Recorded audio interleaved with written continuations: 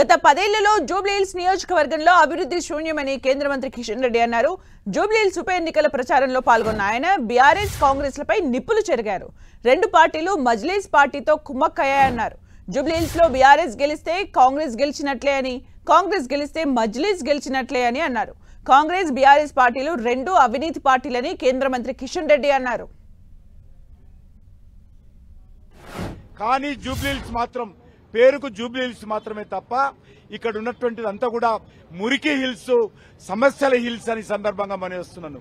అనేక రకాల సమస్యలతో ఇక్కడ ప్రజలు మరి ఇబ్బంది పడతా ఉన్నారు. పూర్తి బాధ్యత 10 సంవత్సరాలు పరిపాలించినటువంటి బీఆర్ఎస్ పార్టీ, అంతకుముందు 10 సంవత్సరాలు, ఇప్పుడు 2 సంవత్సరాలు పరిపాలిస్తున్నటువంటి కాంగ్రెస్ పార్టీ బాధ్యత వహించాలి.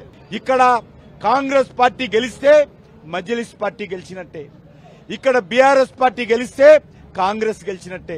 కాబట్టి ఈ రెండు పార్టీలు ఎక్కడ గెలిచినా, ఏ పార్టీతో గెలిచినా, ఏ గుర్తు మీద గెలిచినా వీళ్ళు పూర్తిగా రెండు పార్టీలు అవకాశవాద పార్టీలు, పార్టీ ఫిరాయింపుదారుల పార్టీలు, పచ్చి అవినీతి పార్టీలు, కుటుంబ పార్టీలు,